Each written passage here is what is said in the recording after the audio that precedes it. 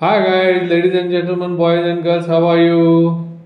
तर मंडळी, शेवटी 5 दिवसात संपलेल्या 3 एकदिवसीय सामन्यांची मालिका काल संपली. पहिल्या सामन्यानंतर मी जो अंदाज माझ्या व्हिडिओमधून व्यक्त केला होता की ही जी सिरीज आहे, ही सिरीज जर श्रीलंका 2-0 जिंकली तर मला आश्चर्य नाही वाटणार. दुर्दैवाने माझा तो अंदाज खरा ठरला. माझा अंदाज खरा ठरला याचं सगळ्यात जास्त दुःख मलाच होतं आहे. पण पहिला सामना बघितल्यानंतर काय माहीत नाही, पण असं वाटतच होतं की हा संघ काय ही मालिका जिंकेल असं वाटत नाही. त्याविरुद्ध श्रीलंकेची जी बॉडी लँग्वेज चांगली, जे होतं ते होतं, चांगली वाटत होती आणि शेवटी एंड रिझल्ट तसाच झाला. अर्थात त्याच्यामध्ये काय फारसं मोठं चिंतेचा विषय नाही आहे. असं होतं, आता एखादी सिरीज हारली म्हणून काय आकाश कोसळलं नाही.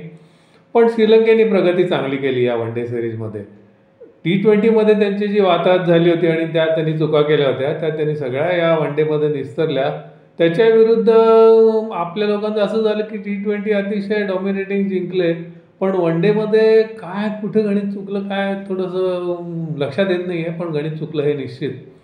मला वाटतं ओव्हर कॉन्फिडन्समध्ये गेले आणि आपण आरामात जिंकू असं वाटत होतं, पण शेवटी ते श्रीलंका चांगलं खेळले, बेटर साईड विन्स. आणि असं होतं, रोहित म्हणालाच की एखादी सिरीज गेली म्हणून काय फार मोठा आकाश कोसळला असं नाही. पण नाही, आपला संघ एवढा तगडा असताना सिरीज घालवायला नको होती. झालं, पण आता दिस इज हिस्ट्री नाव.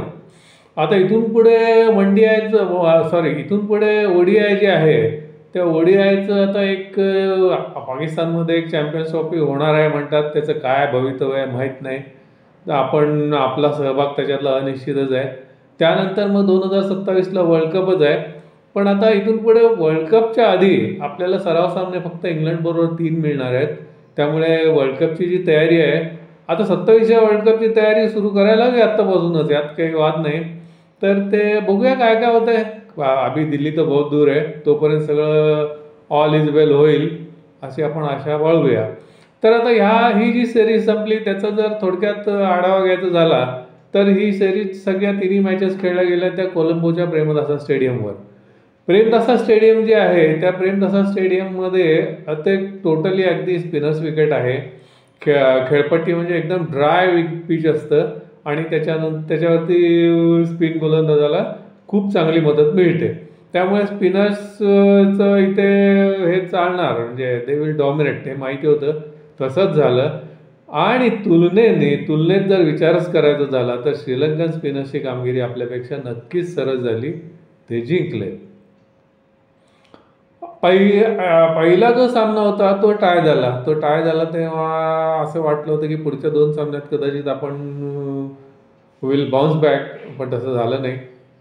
श्रीलंकेचंच वर्चस्व राहिलं आणि श्रीलंका ह्या 3 सामन्याची सिरीज जिंकले. तर हे जे कोलंबो ह्याचं ग्राउंड आहे, प्रेमदासा स्टेडियम जे आहे, इथला पास स्कोअर तसं पाहायला गेलं तर आहे 220च्या आसपास. श्रीलंकेनं टॉसचाही प्रत्येक वेळेला फायदा मिळाला. 3ही सामन्यामध्ये त्यांनी टॉस जिंकला, प्रत्येक वेळेला पहिली फलंदाजी घेतली आणि त्यांचा आलेख उंचावतच गेला.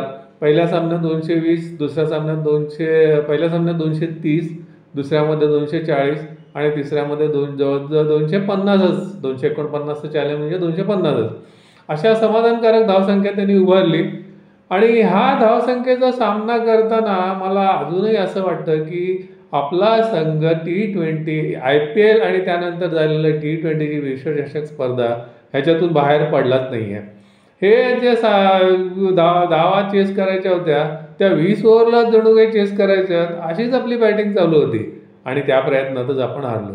खरं जर तुम्ही कम्पॅरेटिव्ह स्कोअर जर पाहिला त्या 3ही सामन्यांचा, तर प्रत्येक ओव्हरला आपण पुढेच होतो. किमान 15 ते 20 धावा त्यांच्यापेक्षा आपल्या जास्त होत्या. पण विकेट्स कॉलमकडे आपलं लक्षच नव्हतं असं वाटत होतं. धडाधडा विकेट पडत गेल्या आणि एंड रिझल्ट असा झाला की हे 3ही सामने श्रीलंका आरामात जिंकले. श्रीलंकेने आता दुसरं एक ह्याच्यातलं कारण असं आहे, मला म्हणजे अगदी स्पष्ट दिसणारी 2 कारणं अशी वाटतात. एक म्हणजे श्रीलंकेचा स्पिन अटॅक चांगला होता. दुसरी गोष्ट म्हणजे श्रीलंका प्रॉपर ओल्ड स्कूलचं जे वन डे क्रिकेट आहे ते खेळले आणि आपण धड वन डेच्या त्याच्याप्रमाणे नाही खेळलो, धड T20 प्रमाणे नाही खेळलो. आणखीन एक गोष्ट म्हणजे बॅटिंग ऑर्डर जी होती त्याच्यामध्ये खूप धरसोड केली आपण. आता लेफ्ट राईटचं जे कॉम्बिनेशन आहे ते एक ठराविक मर्यादेपर्यंत ठीक आहे. प्रत्येक विकेटला लेफ्ट लाईनचं राईटचं हे सांभाळायचा प्रयत्न केला. पहिल्या 2 मॅचेस त्या प्रयत्नात हारलो. तिसऱ्या मॅचला तरी आपण जी आपली रेग्युलर बॅटिंग लाईनअप आहे ती बऱ्यापैकी कायम ठेवली होती. तरी तिसरी मॅच आपण हारलो. ही जी सिरीज झाली त्याबद्दल श्रीलंकेचं कौतुक करावं तेवढं थोडंच आहे. They deserved it. They played better and they won. आणखीन दुसरी गोष्ट अशी म्हणजे कालच्या सामन्याबद्दल जर बोलायचं झालं तर पहिल्यांदा बॅटिंग घेतल्यानंतर श्रीलंकेने जी बॅटिंग केली ती अप्रतिम केली. त्यांचा जो आविष्का फर्नांडो आणि सुरुवातीचा पतंग निसंगा तर या सिरीजमध्ये दुसरा सामना सोडला तर पूर्ण फॉर्मातच होता. चांगलाच खेळला तो. कालही त्याचं अर्धशतक थोडक्यात हुकलं आणि फर्नांडोचं शतक 4 धावांनी हुकलं. त्या दोघांनी जबरदस्त सुरुवात केली होती आणि एक स्टेज तर अशी होती की श्रीलंकेची धावसंख्या 1/170 वगैरे होती. तेव्हा आता ह्या सामन्यामध्ये श्रीलंका 270च्या आसपास हे करणार आणि आरामात जिंकणार असं वाटत होतं. पण इथे थोडंसं आपल्या गोलंदाजांचं कौतुक नक्कीच केलं पाहिजे. कारण 1/170 नंतर श्रीलंकेला 250च्या आत रोखणं ही तशी काही सोपी कामगिरी नव्हती. ती आपल्या लोकांनी करून दाखवली आणि आपण बॅटिंगला जेव्हा उतरलो तेव्हा पुन्हा हिस्ट्री रिपीट्स. पहिल्या 2 वन डेमध्ये ज्या चुका केल्या त्याच चुका आपण परत केल्या. फक्त रोहित व्यवस्थित खेळत होता, म्हणजे स्ट्रॅटेजीप्रमाणे खेळत होता. स्ट्रॅटेजी अशी होती की पहिल्या 10 ओव्हरमध्ये जास्तीत जास्त रन काढायचे आणि तिथे रोहितनी लीड घ्यायचा. त्याप्रमाणे त्यांनी केलं. बाकी एकाही फलंदाजांनी जबाबदारीने खेळ केला नाही. त्याचं जे काही काम होतं ते कुणीही केलं नाही. आता कालच्या सामन्यामध्ये बघा अगदी एक काळ असा होता ना की जेव्हा T20 सुरू व्हायच्या होत्या तेव्हा हेच व्हायचे म्हणजे वन डेचेच सामने व्हायचे. तेव्हा अशी परिस्थिती होती वन डेच्या सामन्यामध्ये की 175चा जो स्कोअर केला पहिल्या बॅटिंग करताना तर आपण डिफेंड करू शकतो. 200पर्यंत झाला तर समाधानकारक, 225 झाला तर अगदी समाधानकारक आणि पहिल्या बॅटिंगला जर 250 स्कोअर झाला तर समोरच्या संघाला तो सामना जिंकणं अवघडच आहे असं होतं. मग नंतर T20 आलं. T20 आल्यानंतर खेळाचा सगळा नूरच पालटला. हाणामारी सुरू झाली सगळीकडे आणि 250 काय 300चं टार्गेटसुद्धा वन डेमध्ये हे सुरक्षित म्हणता येईल असं राहिलं नाही. पण कालचे ही सिरीज झाली हे सामने सगळे होते प्रेमदासा स्टेडियमवरती. प्रेमदासा स्टेडियम एकदम ड्राय पिच आहे, स्पिनला अनुकूल पिच आहे आणि या पिचवरचा पास स्कोअर हा 220-225 एवढाच आहे. या गोष्टी मला वाटतं आपली टीम लक्षात न घेताच खेळली. आपले बॅटिंग अगदी असमाधानकारक झाली. म्हणजे T20ला साजेसच खेळत होते आणि वन डेला जसं खेळायला पाहिजे होतं तसं कोणीही खेळलं नाही. एंड रिझल्ट बरोबर जसा घडू नये असं वाटत होतं तसाच झाला. पण आपली टीम चॅम्पियन टीम आहे, ह्याच्यातून बोध नक्कीच घेतील आणि चॅम्पियन्स ट्रॉफीमध्ये जर आपण सहभाग घेतला तर चॅम्पियन्स ट्रॉफी आणि वर्ल्ड कप हे दोन्ही पुन्हा एकदा आपण जिंकून आणू याबद्दल मला तसं खात्री वाटते आणि तसंच होईल. बघूया पुढे काय काय होतं. आणि ही जी सिरीज झाली आहे या सिरीजबद्दल श्रीलंकेचं कौतुक करावं तेवढं थोडंच आहे. आणि दुसरी गोष्ट श्रीलंकेलाचा जो स्पिन अटॅक आहे तो तिन्ही सामन्यामध्ये असा मजबूत असा नव्हताच. एखादा स्पिनर आहे दुसरा नाही. हासारंगे असेल तर दुसरा एखादा स्पिनर नाही. तरी पण या सगळ्या परिस्थितीत मात करून दुसऱ्या आणि तिसऱ्या सामन्यात त्यांचा जो मिस्ट्री स्पिनर आहे त्याचं नाव आता लक्षात येत नाही आहे तर त्यांनी कमाल केली. 5-6 विकेट दुसऱ्या सामन्यात काढल्या. या सामन्यातही त्यांनी विकेट काढल्या. थोडक्यात मला वाटतं 27 वर्षांनी श्रीलंकेला ही सिरीज जिंकण्यात यश मिळालं आणि या दोन्ही ह्याच्यामध्ये जयसूर्याचा सहभाग मोठाच होता. पहिल्यामध्ये एक खेळाडू म्हणून त्याची कामगिरी अप्रतिम होती. या ह्याच्यामध्ये मेन हेड कोच म्हणून त्यांनी चांगलीच कामगिरी केली आणि ही मालिका श्रीलंका आरामात जिंकली. कॉंग्रॅच्युलेशन श्रीलंका. आपल्यालाही याच्यामध्ये थोडंफार घेण्यासारखं असं आहे ना की रियान परागचा जो ऑलराऊंड परफॉर्मन्स होता तो आपल्याला कदाचित भविष्यात उपयुक्त खेळाडू ठरू शकेल. म्हणजे पिचकडून साथ मिळाली तर तो स्पिन चांगली टाकू शकेल. अर्थात इथे आपलं सगळं काही ऑल वेल नव्हतं. खरं सांगायचं म्हणजे आपली बॉलिंग खूपच वीक होती. बुमरा नव्हता, शामी नव्हता. त्यानंतर स्पिन बॉलिंगमध्ये फक्त कुलदीप हा एकच विकेट टेकर होता. युझवेंद्र चहल नव्हता, बिश्नोई पण नव्हता, खात्रीने विकेट घेणारे बॉलर नव्हते आणि महत्त्वाचं म्हणजे एक्स फॅक्टर हार्दिक पांड्या तो इथे नव्हता. आता 23 मधला जो वर्ल्ड कप होता ह्याचा एक दिवसाच्या सामन्यांचा ओडीआयचा तो आपण जवळजवळ जिंकलोच होतो. अंतिम सामन्यापर्यंत आपण निर्विवाद जिंकत गेलो होतो. शेवटचा सामना दुर्दैवाने हारलो. ठीक आहे, तोही आता इतिहास झाला. पण ही सिरीज हारण्यामागे हेही कारण होतं की चांगली गोलंदाजी नव्हती. फलंदाजांनी वन डेला साजेशी फलंदाजी केली नाही आणि गोलंदाजी एवढी स्ट्रॉंग नव्हती.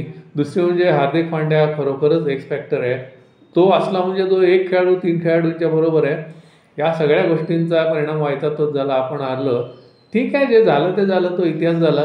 इथून पुढे आपण पुन्हा स्थिरावू वन डेमध्ये आणि by the time champions trophy आणि वर्ल्ड कप इथे आपण नक्कीच चांगली कामगिरी करू याचा मला आत्मविश्वास वाटतो आणि तसंच होईल.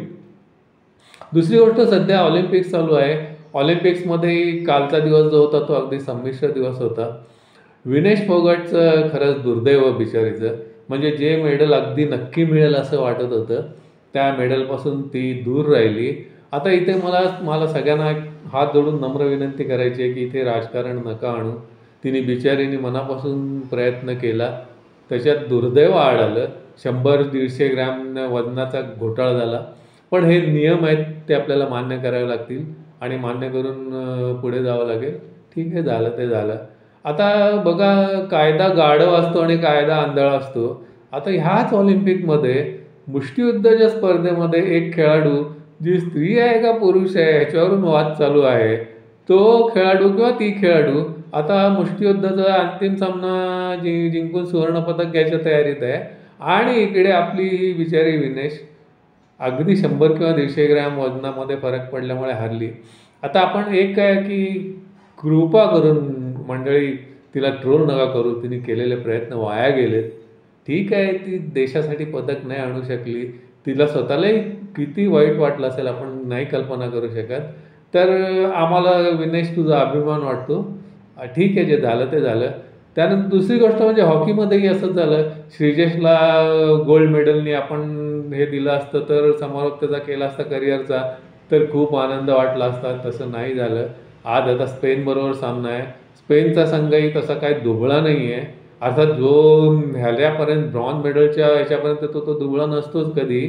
त्यामुळे स्पेनबरोबर जी मॅच होणार आहे ती महत्त्वाची आहे.